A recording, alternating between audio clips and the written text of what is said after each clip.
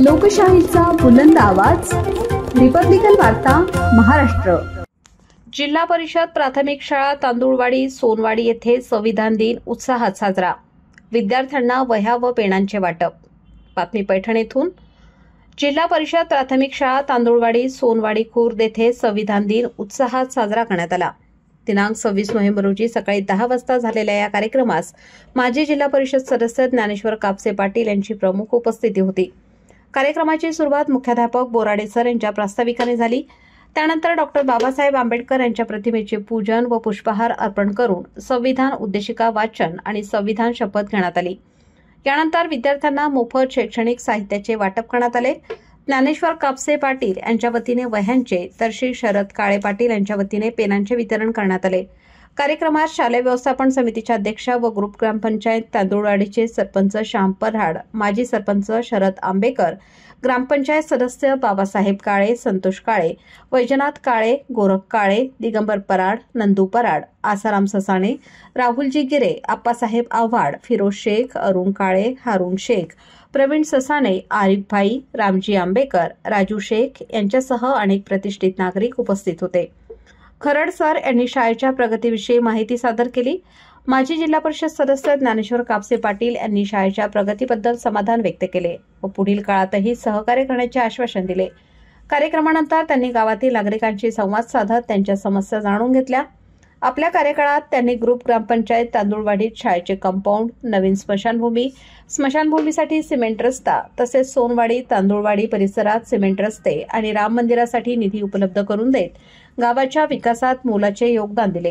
प्रत्येक सुविधा म्हटलं की त्यांच्या आशीर्वादाने किंवा प्रेरणेने सुरुवात झालेली। आपल्या शाळेचे जे कंपाऊंड त्यांनी दिलंय, कंपाऊंडने आपली शाळा अर्धी शाळा बंदिस्त झालेली आहे। बाकी कामं त्यांनी कंपाऊंड मान्य केलेलं आहे, ती मंजूर होईल। म्हणजे चांगल्या प्रकारचे कामं आपल्या शाळेसाठी ते कायम देत असतात।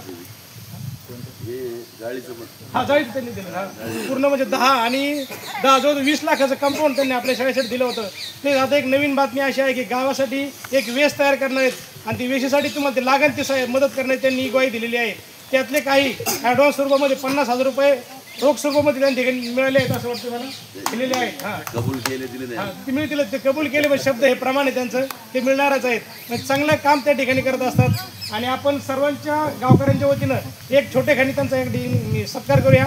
आपले गावचे सरपंच, आमच्या शालेय व्यवस्थापन समिती अध्यक्ष माननीय श्याम बोल विनंती करतो की छोटेखानी शाल घालून त्यांचा आपल्या ठिकाणी सत्कार करूया। आपण सर्व एकच आहोत आणि आपल्या गावासाठी जे मला करणं 5 वर्ष शक्य झालं, तुमच्या आशीर्वादाने या ठिकाणी केलं आणि यापुढे देखील करण्याचा 100% मी प्रयत्न करणार आहे। जे आपले लहान मोठे कामं असतील, म्हणजे मला वाटतं रथापासून म्हणजे प्रत्येक कामात सहभाग घेण्याचा या ठिकाणी सप्ताह असो, रथाचं काम असो, कोणतं बी जे लहान एक माझं गाव समजून या ठिकाणी प्रयत्न केला आहे।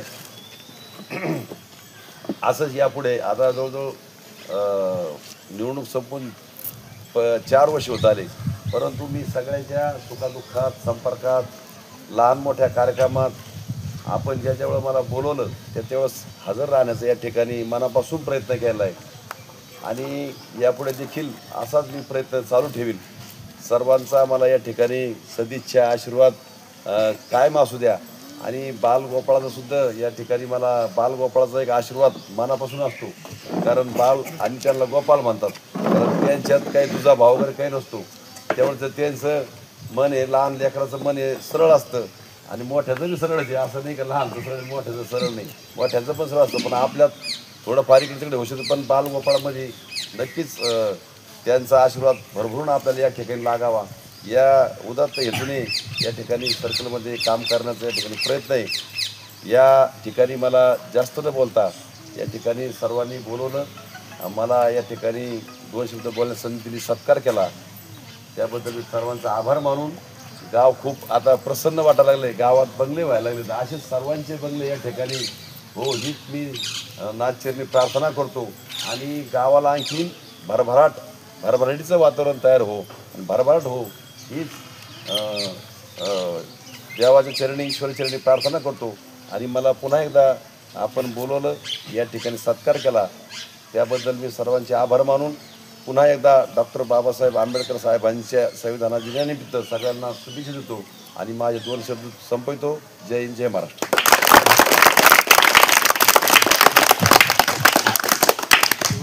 रिपब्लिकन वार्ता महाराष्ट्र न्यूज साठी पैठण प्रतिनिधी राहुल किरे, छत्रपती संभाजीनगर.